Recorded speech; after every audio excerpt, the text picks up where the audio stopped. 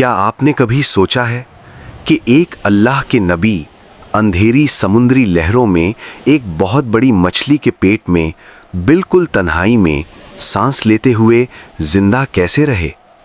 چاروں طرف اندھیرا، اوپر سمندر کی تہ، اس سے اوپر رات کی سیاہی، اور اس کے بیچ ایک انسان۔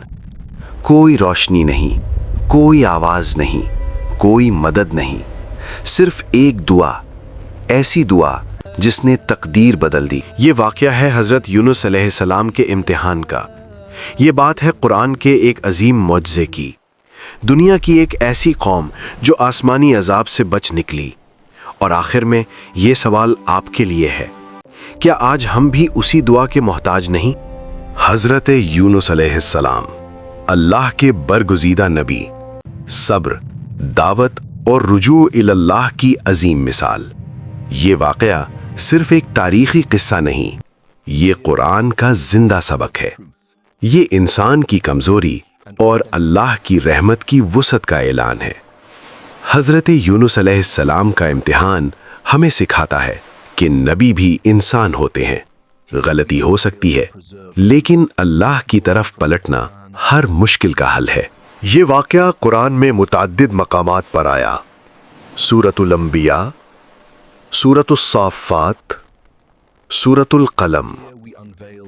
آج ہم اس واقعے کو ایک مکمل اسلامی دستاویزی انداز میں سنیں گے، نہ افسانہ، نہ مبالغہ، صرف حق، صرف قرآن اور معتبر اسلامی تاریخ۔ حضرت یونس علیہ السلام کو اللہ نے نینوا کی قوم کی طرف نبی بنا کر بھیجا۔ نینوا آج کے عراق کے علاقے میں واقع ایک بڑی بستی، ایک طاقتور قوم، لیکن گمراہی میں ڈوبی ہوئی۔ بت پرستی، نافرمانی، ظلم اور حق کا انکار۔ حضرت یونس نے برسوں دعوت دی، نرمی سے، دلائل سے اللہ کی وحدانیت کی طرف بلایا، لیکن قوم نے انکار کیا، تمسخر اڑایا، بات نہ مانی۔ قرآن ہمیں بتاتا ہے کہ یونس علیہ السلام اپنی قوم کی مسلسل نافرمانی سے بہت دل گرفتہ ہو گئے۔ یہاں ایک نازک لمحہ آتا ہے، ایک نبی جس کا دل دکھا ہوا ہے۔ حضرت یونس نے اللہ کی طرف سے واضح اجازت ملنے سے پہلے قوم کو چھوڑنے کا فیصلہ کیا۔ یہ کوئی بغاوت نہیں تھی، یہ انسانی جذبات تھے، لیکن نبوت کا مقام اعلیٰ صبر کا تقاضا کرتا ہے۔ حضرت یونس علیہ السلام بستی چھوڑ کر سمندر کی طرف روانہ ہو گئے۔ قرآن کہتا ہے وہ ناراض ہو کر چلے گئے۔ سمندر کے کنارے ایک کشتی موجود تھی۔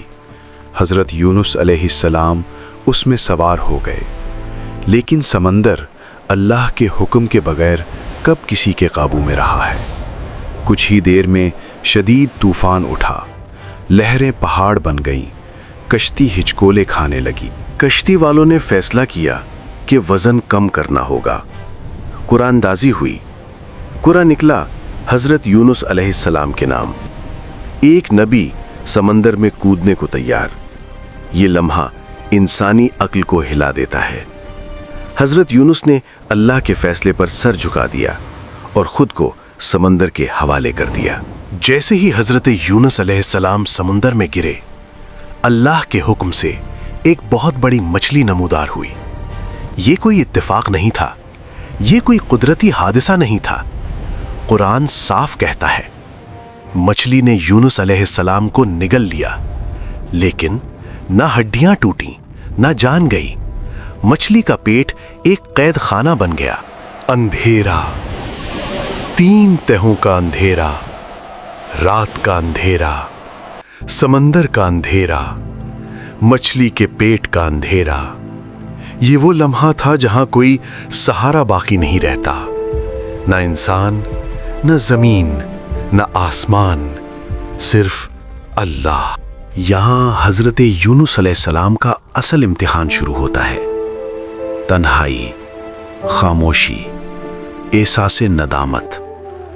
قرآن کہتا ہے انہوں نے اندھیروں میں پکارا۔ یہ دعا کوئی عام دعا نہیں تھی، یہ تاریخ کی سب سے طاقتور دعاؤں میں سے ایک ہے۔ اے اللہ، تیرے سوا کوئی معبود نہیں، تو پاک ہے، بے شک میں ہی ظالم تھا۔ یہ دعا اعتراف ہے، تسبیح ہے، توحید ہے۔ یہ دعا ہمیں سکھاتی ہے کہ نجات اللہ پر الزام ڈالنے سے نہیں بلکہ خود کو جھکانے سے ملتی ہے۔ یہ وہ لمحہ ہے جہاں زمین و آسمان کی تقدیر بدلتی ہے۔ قرآن کہتا ہے ہم نے اس کی دعا قبول کر لی۔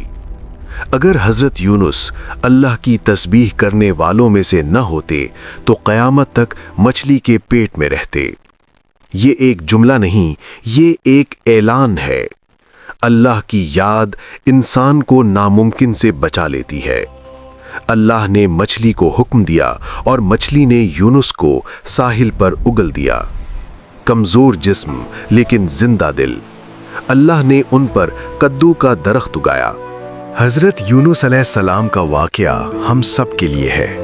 جب ہم جلد بازی کرتے ہیں، جب ہم مایوس ہوتے ہیں، جب ہم سمجھتے ہیں کہ اب سب ختم ہو گیا، تو یاد رکھیں اندھیروں میں بھی اللہ سنتا ہے۔ یہ دعا آج بھی زندہ ہے۔ لا الہ الا انت سبحانک انی کنت من الظالمین۔ یہ دعا گنہگار کے لیے، بیمار کے لیے، مجبور کے لیے۔ یہ واقعہ ہمیں سکھاتا ہے کہ اللہ کی رحمت انسان کی غلطی سے بڑی ہے۔ بس شرط ایک ہے، رجوع۔ اگر آپ اس پیغام کو محسوس کرتے ہیں تو اسے دوسروں تک پہنچائیں تاکہ کوئی اور بھی اپنے اندھیروں میں روشنی پا سکے۔